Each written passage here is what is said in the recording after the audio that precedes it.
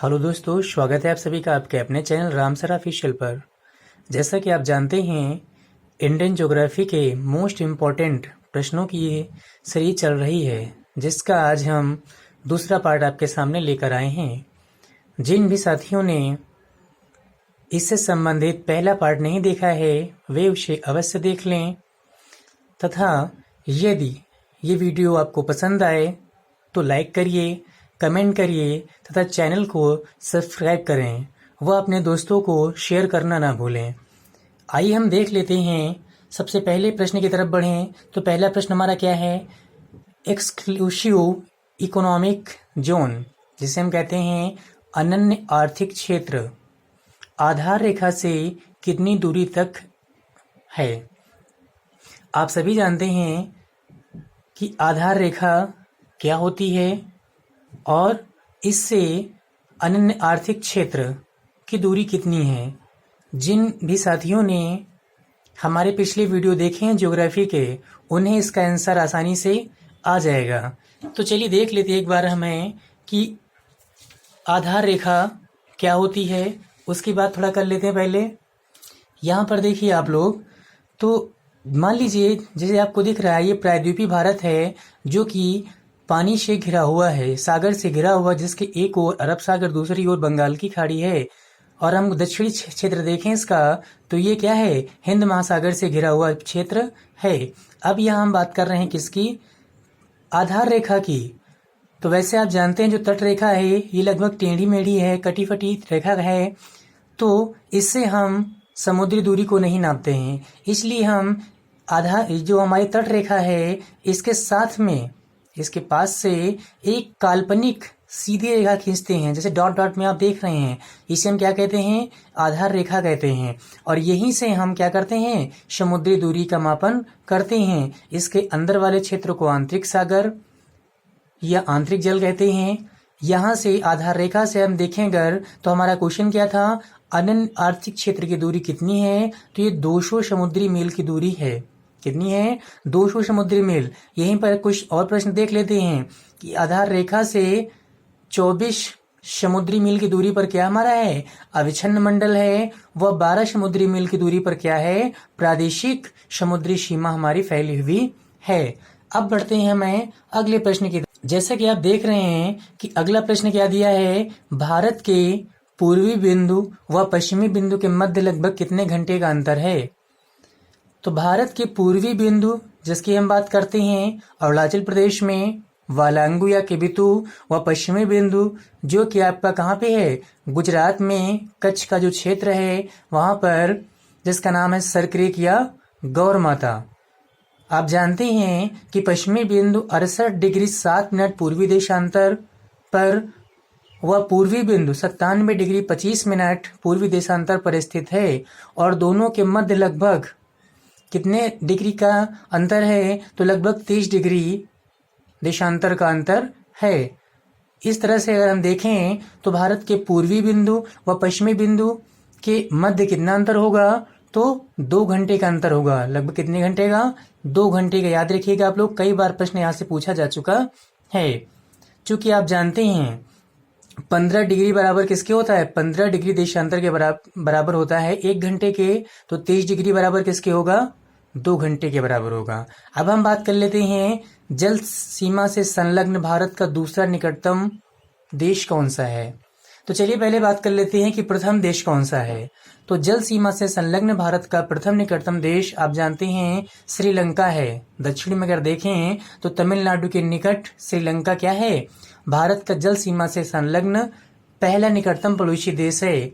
व दूसरा निकटतम पड़ोसी देश की बात करें तो ये अंडमान निकोबार जो द्वीप समूह हमारा है, उसके पास में ही इंडोनेशिया है। क्या है?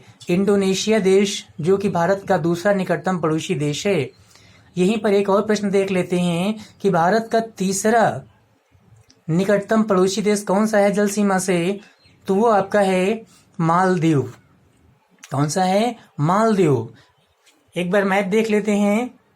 इस मैप में अगर देखें तो भारत का जो तटीय क्षेत्र है या दक्षिणतम क्षेत्र है, इससे संलग्न बस ये जो क्षेत्र आपका है, यहाँ पर क्या है आपका? श्रीलंका, एक छोटा सा देश है। भारत का सबसे निकटतम समुद्री सीमा से लगा देश। उसके बाद यह अंडमान निकोबार द्वीप समूह है और इसके पास में क्या है, इंडोनेशिया है। वह अगर बात करें यहाँ पर तीसरा निकटतम पड़ोसी देश, तो ये आपका लक्षद्वीप यहाँ पर द्वीप समूह है। और इससे निकटतम कौन सा आपका है, मालदीव देश है। हम बात करते हैं अब अगले प्रश्न की। देखते हैं अगला प्रश्न हमारा क्या है। तो अगला प्रश्न दिया हुआ हमारा कि 82.5 डिग्री पूर्वी देशांतर रेखा भारत के कितने राज्यों से गुजरती है। तो आप जानते हैं 82.5 डिग्री पूर्वी देशांतर रेखा, जिससे हम क्या करते हैं, भारत का मानक समय ज्ञात करते हैं। जो भारत का मानक समय है ये यूटीसी से या जीएमटी जो आप जानते हैं से कितना आगे है, 5.5 घंटे आगे है। अब देख लेते हैं ये कितने राज्यों से जाता है। तो ये आपका उत्तर प्रदेश, उसके बाद हम बात करें मध्य प्रदेश, छत्तीसगढ़, ओडिशा व आपके आंध्र प्रदेश से जाता है। इस प्रकार आपने देखा कितने राज्य हो गए, तो 5 राज्य हैं। 82.5 डिग्री पूर्वी देशांतर रेखा भारत के 5 राज्यों से गुजरती है। अब हम बात करेंगे अगले प्रश्न की। तो अगला प्रश्न हमारा क्या है, देख लेते जरा हैं। भारत की दूसरी बिना विवादित सबसे ऊंची चोटी कौन सी है। क्वेश्चन आपका थोड़ा टफ है और जिन साथियों ने मैप को अच्छे से नहीं देखा है वे शायद इसका आंसर देने में असमर्थ हों कि भारत की दूसरी बिना विवादित सबसे ऊंची चोटी कौन सी है। ऐसे तो आप सबको पता है कि भारत की सबसे ऊंची चोटी K2 है, 8,611 मीटर जिसकी ऊंचाई है K2 की, वो विवादित है। उसके बाद आप जानते हैं कि भारत की बिना विवादित सबसे ऊंची चोटी कौन सी है, तो कंचनजंगा है। हम यहाँ बात कर रहे हैं बिना विवादित दूसरी सबसे ऊंची चोटी। तो फिर हम बात करते हैं कि भारत की विवादित अगर हम चोटी की देखें तो नंगा पर्वत। नंगा पर्वत आपका कहाँ पे है, तो नंगा पर्वत की बात कर लें, ये वर्तमान में अगर हम बात करें इसकी तो लद्दाख में पड़ेगा। आपका कहाँ पड़ेगा, ये लद्दाख में पड़ेगा, जो कि वृहत हिमालय, कौन सा हिमालय बात कर रहे हैं, वृहत हिमालय श्रृंखला का पार्ट है। परंतु यह POK में पड़ता है, इसलिए यह भी क्या है, विवादित है। तो हम बात करते हैं भारत की चौथी सबसे ऊंची चोटी की। तो भारत की चौथी सबसे ऊंची चोटी जो कि पड़ती कहाँ पे हमारी है, आपके उत्तराखंड राज्य में। कहाँ पड़ती है, उत्तराखंड राज्य में, जिसका नाम है नंदा देवी। जो नंदा देवी चोटी है ये भारत की बिना विवादित दूसरी सबसे ऊंची चोटी है और ऐसे अगर बात करें तो चौथी सबसे ऊंची चोटी है। क्वेश्चन ध्यान से सुनिएगा आप सभी लोग, बहुत इंपॉर्टेंट है कि भारत की अगर श्रृंखला में बात करें नॉर्मल वे से तो चौथी सबसे ऊंची चोटी है कौन सी, नंदा देवी। परंतु अगर बात करें बिना विवादित दूसरी सबसे ऊंची चोटी कौन है, तो आपकी कौन आएगी, नंदा देवी आएगी। क्योंकि आपकी काराकोरम और नंगा पर्वत दोनों क्या हैं, विवादित हैं, जो कि POK में हैं। क्लियर हो गया होगा आपको यहाँ से पॉइंट। अब हम बात करते हैं अगले प्रश्न की तरफ। पाक जलसंध स्थित है राम सेतु के उत्तर में या दक्षिण में। आपके लिए बहुत अच्छा प्रश्न है। राम सेतु, जैसा कि आप सभी जानते हैं, राम सेतु हम इसे क्या कहते हैं, आदम का ब्रिज भी कहते हैं, आदम ब्रिज भी कहते हैं। हम बात करते हैं इसके उत्तर में या दक्षिण में पाक जलसंधि कहाँ पे है। तो एक बार हम मैप में नजर डाल लेते हैं, क्लियर हो जाएगा हमें।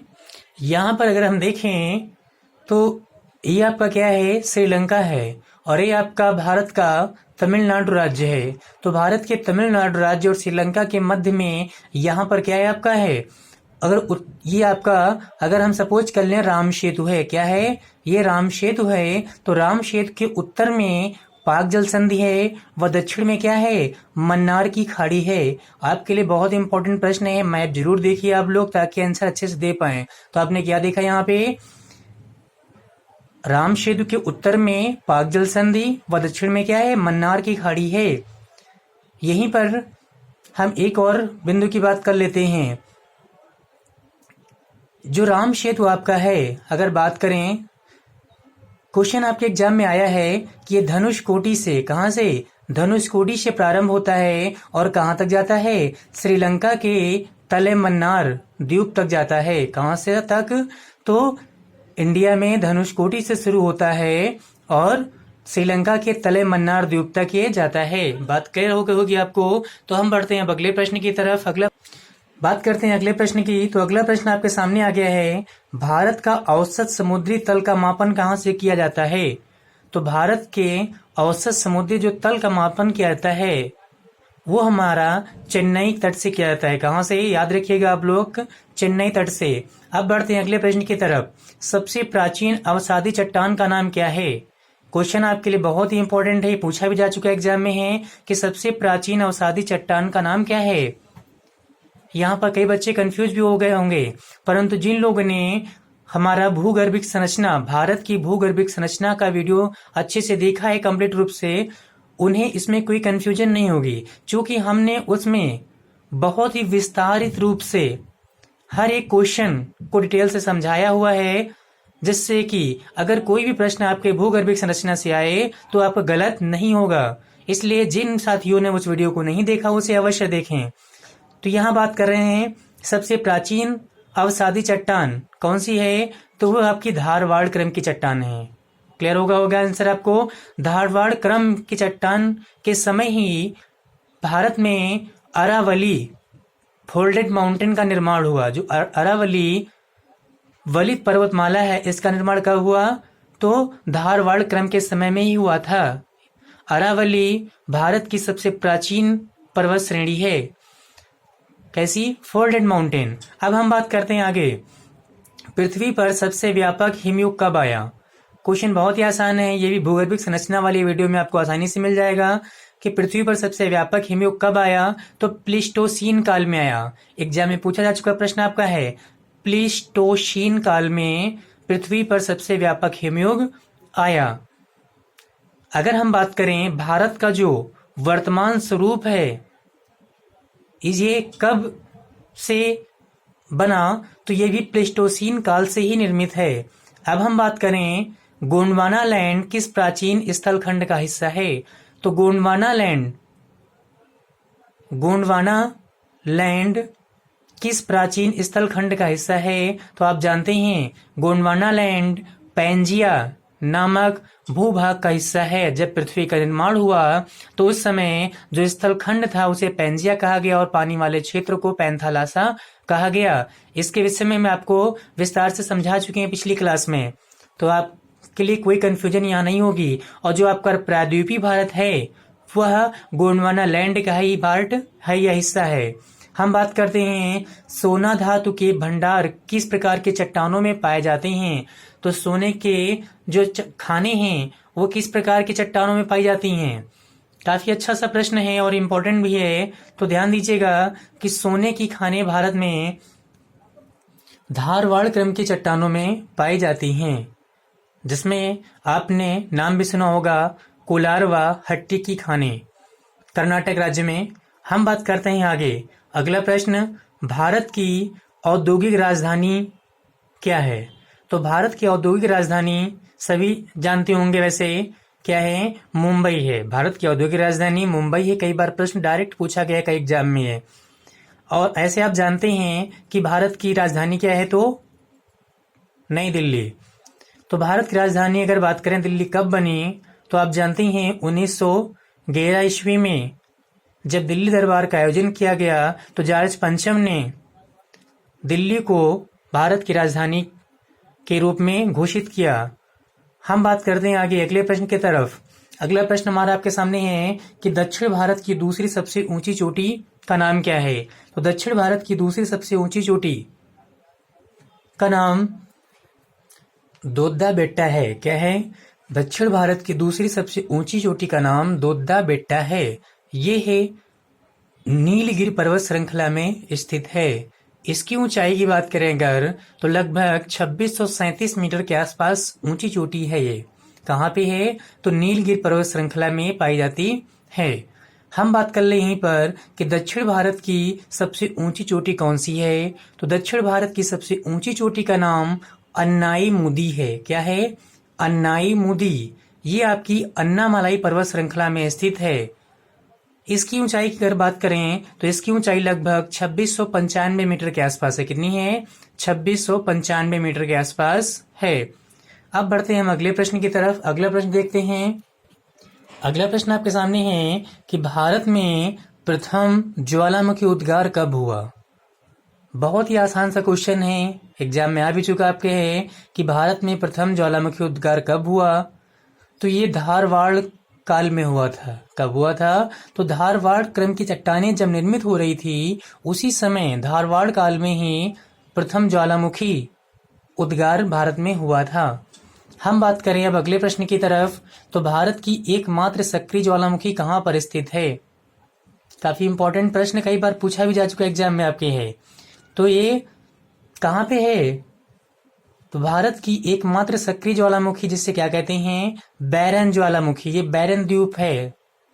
कहाँ पे है? अंडमान निकोबार द्वीप समूह में। क्लियर हो गया आपको पॉइंट? यहीं से एक प्रश्न पूछा आपका जा चुका है कि बैरन ज्वालामुखी अंडमान व निकोबार के किस द्वीप के पूरब में है या पश्चिम में? इस प्रकार का कोई प्रश्न आ चुका है। तो यहाँ पर हम देख लेते हैं कि जो आपकी बैरन ज्वालामुखी है ये मध्य अंडमान, कौन सा अंडमान? मध्य अंडमान के पूर्व में स्थित है। कहाँ पर है? मध्य अंडमान के पूर्व में स्थित है। जबकि अगर बात करें भारत में दो ज्वालामुखियां हैं, एक आपकी नारकोड्डम ज्वालामुखी भी है। कौन सी है? नारकोड्डम ज्वालामुखी है जो कि उत्तरी अंडमान के पूरब में स्थित है। क्लियर आप कर लीजिए, बहुत ध्यान से पढ़िए क्योंकि एग्जाम में यहाँ से कई सारे प्रश्न आते हैं और बच्चे गलत कर देते हैं। तो क्या देखा आपने कि नारकोड्डम ज्वालामुखी उत्तरी अंडमान के पूर्व में है, जबकि बैरन ज्वालामुखी मध्य अंडमान के पूर्व में है। यहीं पर बात कर लेते हैं अंडमान व निकोबार द्वीप समूह की राजधानी जो कि पोर्ट ब्लेयर है वो कहाँ स्थित है? तो आपकी दक्षिणी अंडमान में स्थित है। कहाँ पे है? दक्षिणी अंडमान में स्थित है। यहीं पर एक अगर और बिंदु देख लें कि अंडमान निकोबार की सबसे ऊंची चोटी का नाम क्या है? तो अंडमान निकोबार की सबसे ऊंची चोटी का नाम है सैडल पीक। क्या नाम है? Saddle peak. अब बढ़ते हैं हम अगले प्रश्न की तरफ, और अगला प्रश्न आपके सामने आपको दिख गया होगा कि सिंधु नदी किन पर्वत श्रेणियों के मध्य से बहती है? काफी आसान सा क्वेश्चन है पर कई बार प्रश्न पूछा गया आपके एग्जाम में है। सिंधु नदी किन पर्वत श्रेणियों के मध्य से बहती है? तो सिंधु नदी लद्दाख व जास्कर पर्वत श्रेणियों के मध्य से बहती है। क्लियर हो गया आपको? हिमालय की जो ट्रांस हिमालय है, ट्रांस हिमालय में आप जानते हैं काराकोरम, लद्दाख व जास्कर श्रेणियां आती हैं, जिसमें सिंधु नदी किसके मध्य में मिल गई आपको? तो लद्दाख व जास्कर के मध्य में है। यहीं पर बात कर लें कि लद्दाख जो आपका संघ प्रदेश बन गया है, इसकी राजधानी जो आपकी है क्या है? लेह है। लेह सिंधु नदी के दाएं तट पर स्थित है। ये प्रश्न भी आपके एग्जाम में पूछा जा चुका है। अब हम बात करें अगले प्रश्न की तरफ, तो प्रायद्वीपीय भारत की सबसे बड़ी नदी कौन सी है? बहुत ही आसान सा प्रश्न पर कई बार प्रश्न एग्जाम में आ चुका है। तो प्रायद्वीपीय भारत की सबसे बड़ी नदी लगभग लोगों को पता होगा क्या है? गोदावरी है। कौन सी है? गोदावरी है। इसका उद्गम कहाँ से होता है देख लें, तो गोदावरी नदी का उद्गम महाराष्ट्र में त्र्यंबकेश्वर से होता है। कहाँ से? महाराष्ट्र में नासिक के पास त्र्यंबक गांव है, जहां पर त्र्यंबक पहाड़ियां हैं। तो वहीं पर त्र्यंबक से किसका उद्गम होता है? गोदावरी का उद्गम होता है। ये प्रायद्वीप भारत की सबसे लंबी नदी है। इसकी लंबाई लगभग 1465 किलोमीटर के आसपास है। कितनी है? लगभग 1465 किलोमीटर के आसपास है। यहीं पर बात कर लें कुछ और बिंदुओं की, तो इसकी सहायक नदियों में अगर देखें कुछ हम, क्योंकि एग्जाम में कई बार पूछा जाता है, तो इसकी सहायक नदियों में जैसे प्राणहिता, पेनगंगा, वेनगंगा, वर्धा, पूर्णा, मंजिरा व इंद्रावती आदि हैं। अब हम बात करते हैं यहीं पर एक और प्रश्न की, तो गोदावरी जैसा कि आप जानते हैं दक्षिण भारत की सबसे बड़ी नदी है।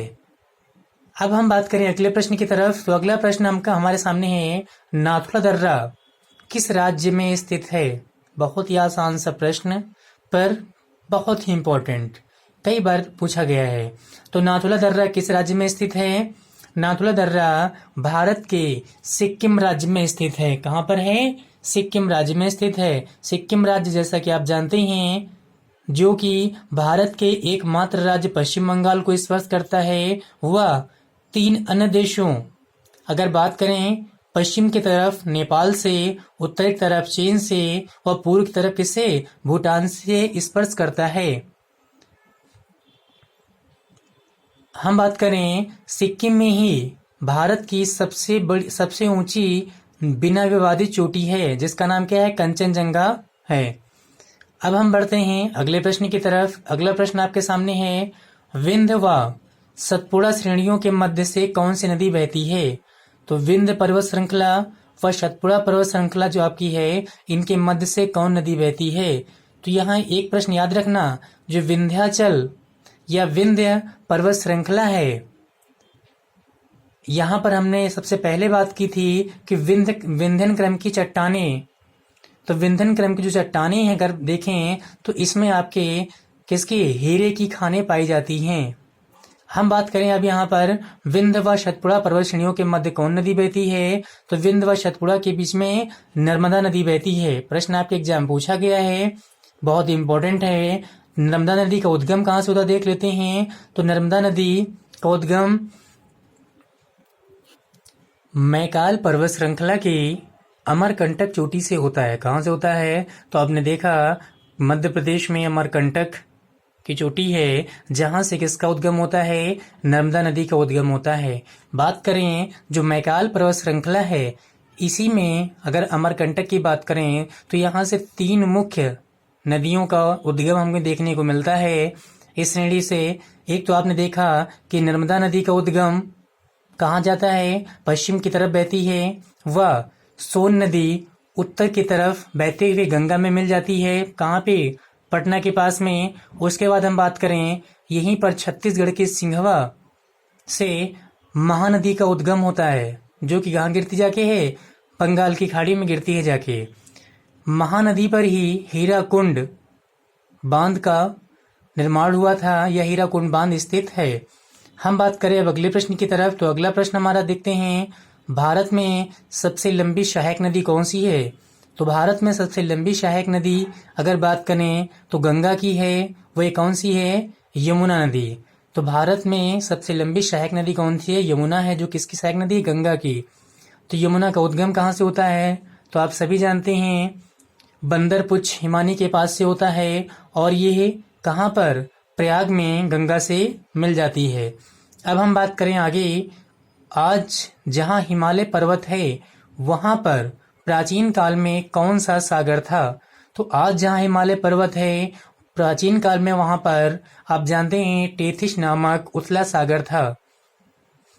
हिमालय पर्वतमाला कैसी माला है, तो ये वलित पर्वतमाला है, फोल्डेड माउंटेन है।